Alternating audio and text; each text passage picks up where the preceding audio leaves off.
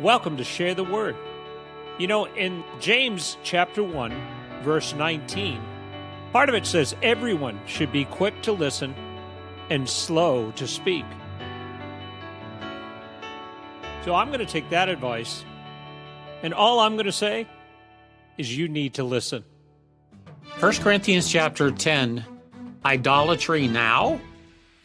1 Corinthians 10 is a chapter that touches on many ideas I could launch a 20-minute message on. But there's one big idea that has come more than once up in this letter that gets prominent here in chapter 10, the issue of idolatry. Listen to Paul's first section in this chapter, and then let me get into some very interesting and surprising things connected to this topic. For I do not want you to be unaware, brothers, that our fathers were all under the cloud, and all passed through the sea, and all were baptized into Moses in the cloud and in the sea, and all ate the same spiritual food, and all drank the spiritual drink. For they drank from the spiritual rock that followed them, and the rock was Christ. Nevertheless, with most of them, God was not pleased, and they were overthrown in the wilderness.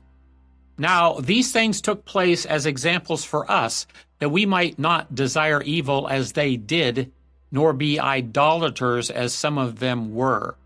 For it was written, the people sat down to eat and drink and then rose up to play. We must not indulge in sexual immorality as some of them did, and 23,000 fell that single day. We must not put Christ to the test. Skipping ahead a little, he finishes that paragraph with a warning, therefore, my beloved, flee from idolatry. As you know, Share the Word podcast is focused on the New Testament and exploring its biggest ideas chapter by chapter. The New Testament of the Bible is the primary Word of God for our time. But that doesn't mean the Old Testament is not valuable or any less inspired and true. Paul makes an important point here when he says, now these things happened to them, that is, God's people in Old Testament times, as an example, but they were written down for our instruction. The things in the Old Testament described in the historical books like this really happened, and they were part of the Bible because they contain examples that we in our day need to learn from.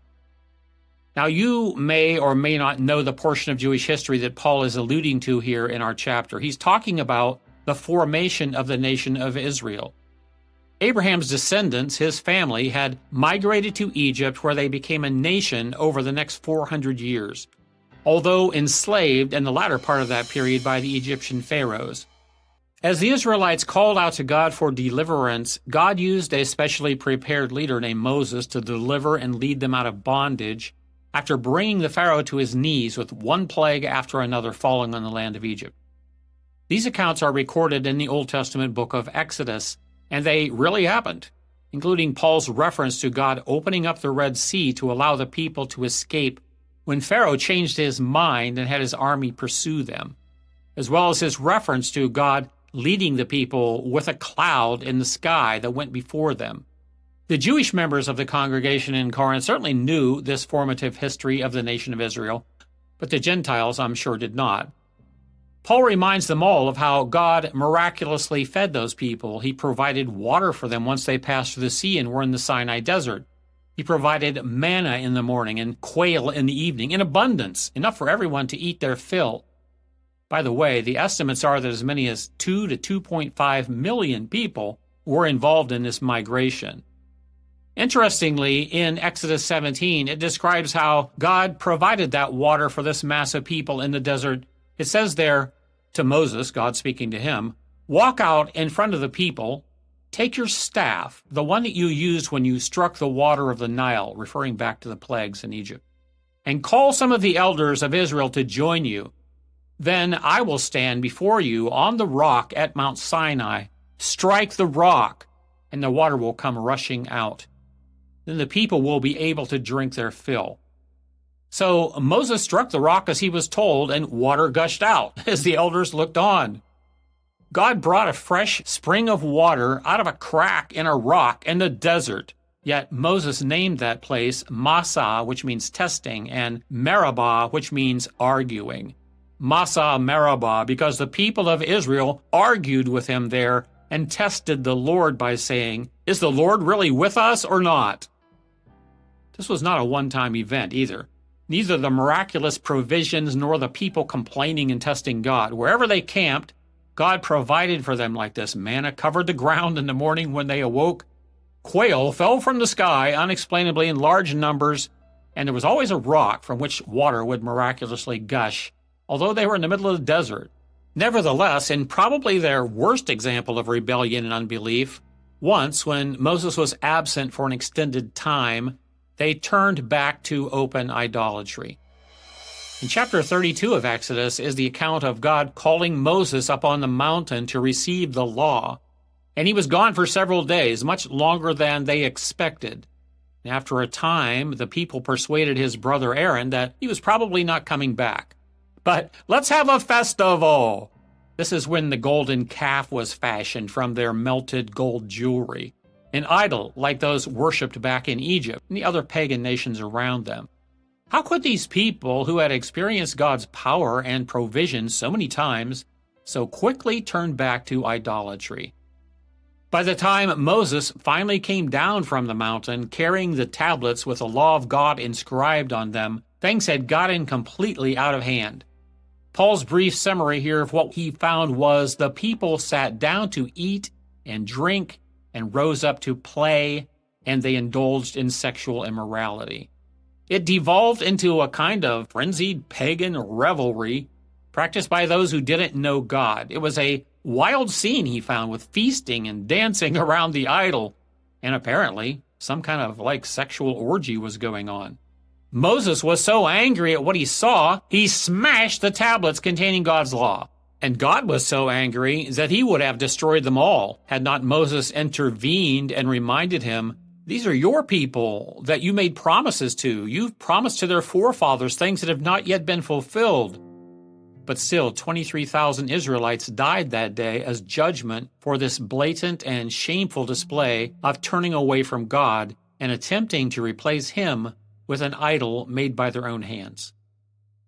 If someone could have pieced together the tablets of the law that Moses smashed in anger that day and disbelief at what he saw coming down from the mountain after meeting with God there, the first few commandments would have read, I am the Lord your God who brought you out of the land of Egypt and out of the house of slavery, and you will have no other gods before me. You shall not make for yourself a carved image or any likeness of anything that's in the heavens above, or the earth beneath, or that is in the water under the earth. Any object for worship. You shall not bow down to them or serve them. For I, the Lord your God, am a jealous God. I know what you may be thinking. Idolatry? You're talking to us about idolatry. Does that even exist anymore? You might be really surprised. The answer is yes, it does. And now you're thinking, really? Are there actually people groups somewhere I don't know about that are worshiping images made of stone or metal? Well, actually, again, yes, there are. Although perhaps not in most places this podcast will get heard. But let's not limit idolatry to just images made of stone or metal or of meteorites fallen from the sky like the one I described for you that was worshipped in Ephesus in the first century. Idolatry more generally means anything worshipped in place of God. Anything we fix our hearts on looking for supernatural help, or blessing, or peace, or power, or whatever we're looking for, rather than from the one true God.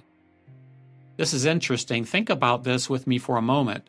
The people Paul was writing 1 Corinthians to here in the first century, they were into Greek culture, and they had a whole pantheon of gods and goddesses that were revered and worshipped. It's hard to gauge how many of them thought of them as literal supernatural beings. Many did. But my hunch is the more sophisticated people did not. The gods and goddesses of Greek mythology like Zeus and Apollo and Aphrodite and Athena and so on were for them representational. By that I mean Zeus represented power and authority. He was the king of the gods.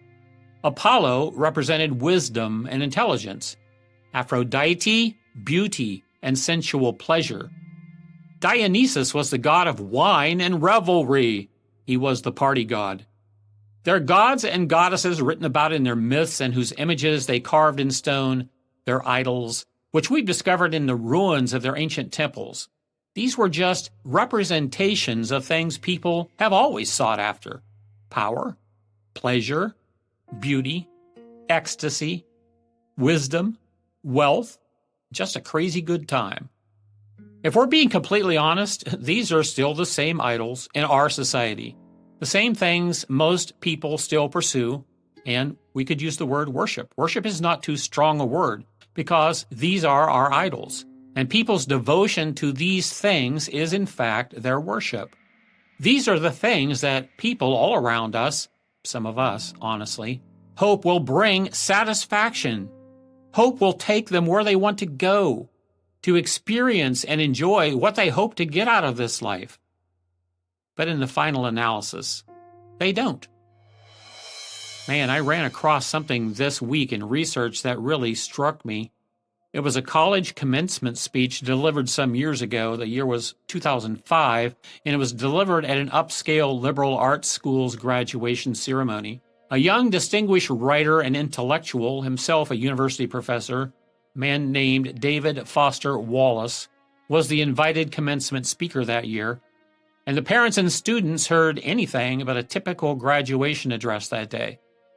It only ran about 20 minutes, and after I read it, I dug further to see if I could watch it or at least listen to it. I did find a voice recording.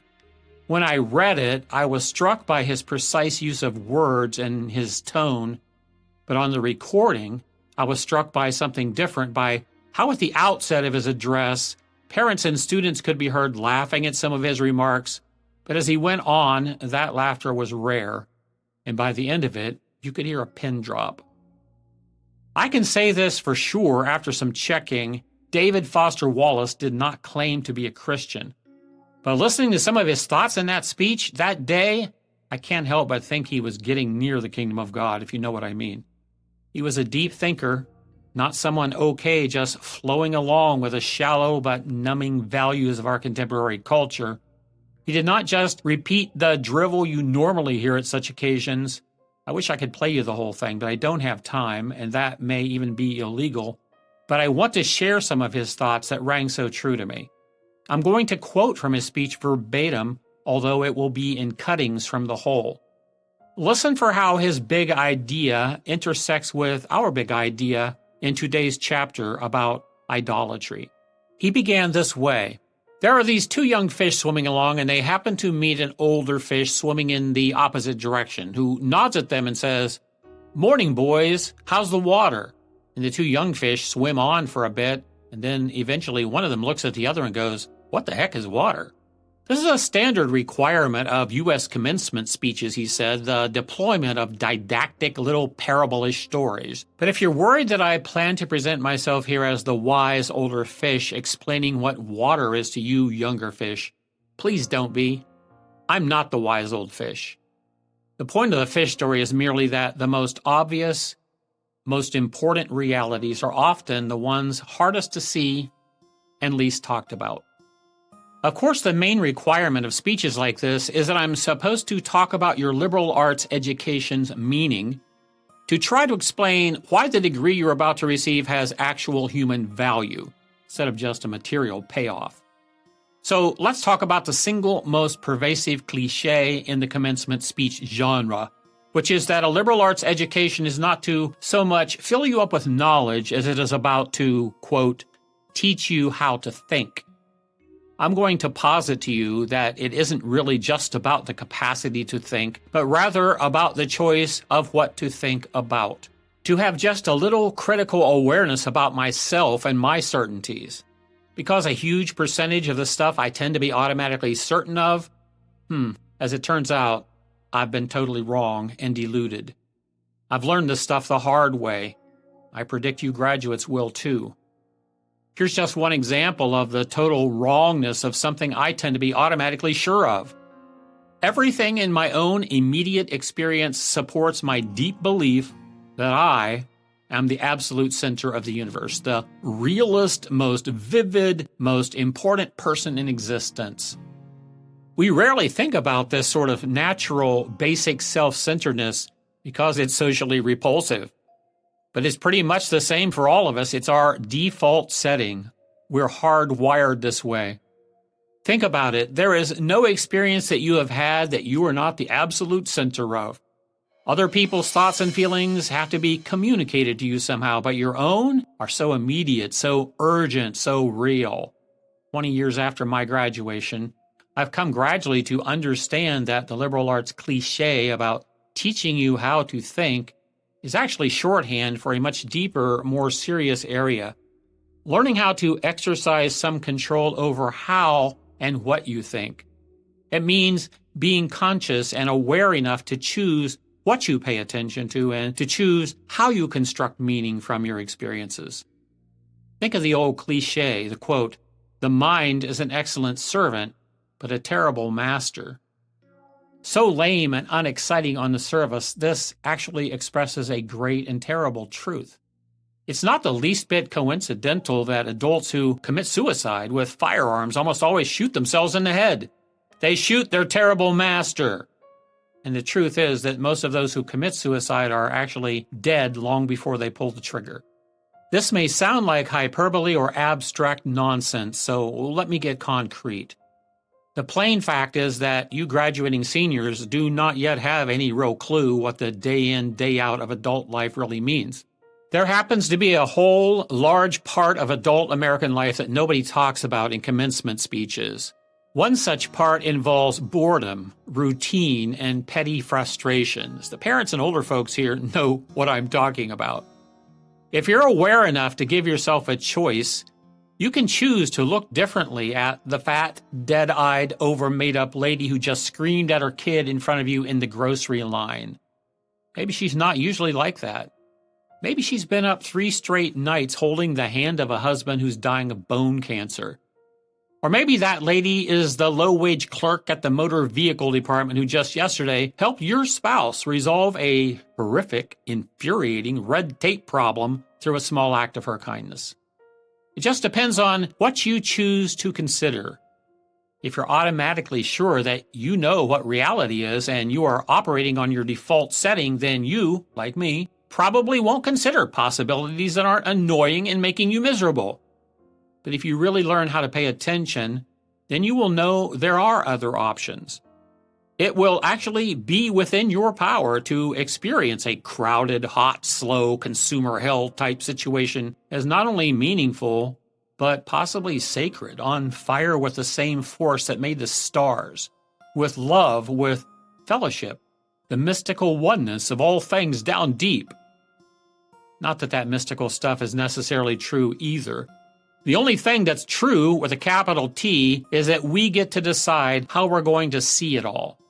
You get to consciously decide what has meaning and what doesn't. You get to decide what to worship. That made my ears perk up. He then said, because here's something that's weird but true. In the day-to-day trenches of adult life, there's actually no such thing as atheism. There is no such thing as not worshiping. Everybody worships. The only choice we get is what to worship. And the compelling reason for maybe choosing some sort of God or spiritual type thing to worship is pretty much that anything else you choose to worship will eat you alive. If you worship money and things, if they are where you hope to find real meaning in life, then you will never have enough of them. It's the truth. Worship your body and beauty and sexual allure, and you will always feel ugly. And when time and age start showing on you, you will die a million deaths before they finally grieve you. Worship power. You will end up feeling weak and afraid, and you will need ever more power over others to numb you to your own fears. Worship your intellect as being seen as smart. You will end up feeling stupid, a fraud, always on the verge of being found out for who you really are. But the insidious thing about all these forms of worship is not that they're so evil or so sinful, it's that they're so unconscious. They are our default settings. And the so-called real world will not discourage you from operating on those default settings because the so-called real world of men and money and power hums merrily along in a pool of fear and anger and frustration, of craving and worship of self. Our own present culture has harnessed these forces in ways that have yielded extraordinary wealth and comfort and personal freedom. The freedom to be lords of our tiny, skull-sized kingdoms, alone at the center of the whole universe. But of course, there are all kinds of freedoms, and the kind that is most precious you will not hear much talked about in the great outside world of wanting and achieving and attaining. The really important kind of freedom is being able to truly care about other people and to sacrifice for them over and over in myriad petty, unsexy kind of ways every day. That's the real freedom. The alternative is unconsciousness, the default setting, the rat race, the constant gnawing sense of having had and lost something more infinite. I know that this stuff probably doesn't sound fun and breezy or grandly inspirational, the way a commencement speech is supposed to sound. What it is, though, as far as I can see, is the capital T truth, with a whole lot of rhetorical niceties stripped away. This is water. This is water. By this is water, Mr. Wallace meant, and he was hearkening back to his brief story at the beginning about the young fish who were unaware they were swimming in it. He meant, this is the reality all around us. This is the value system we all live in, the world, as the biblical writers call it, the system that has conformed most of us to it. He knew it was messed up. He knew it was idolatry to worship the things people worship, and they never even satisfy us. Maybe what has made this speech gain notoriety is that just 3 years later, still a young man in his mid-40s, David Foster Wallace killed himself. I wish I could tell you his whole story had a happier ending. But he was right. The gods of power, money, beauty, pleasure, intellect, and so on, the gods of our world, will never bring the peace and joy and security that most people deeply hunger for. Don't worship at the altar of those things. Only the God who made us is worth worshiping. When Jesus was asked what the most important thing in life was, he said, to love the Lord your God with all your heart and soul and your mind and your strength. And next to that, to love other people as much as you love yourself. So, what do you really worship? What has your heart in devotion? The writers of the New Testament keep urging us, as Paul does here in 1 Corinthians 10, flee from idolatry. This is Paul for Share the Word. Thanks, Paul. So when it comes to idolatry, how much has really changed? Not much, it seems. And this episode should be listened to again and again, because the depth of thought in that commencement speech was so profound. At least it was for me. So what do you worship? Who do you worship? And are you the center of your existence? And where does God fit into your life? These are all questions that'll come into focus at some point in your lives, in all of our lives. Because idolatry is not necessarily a statue or a cross. It could be your checkbook or so many other things. What are you focused on? Think about it. From all of us that share the word, our blessings and prayers go out to all of you.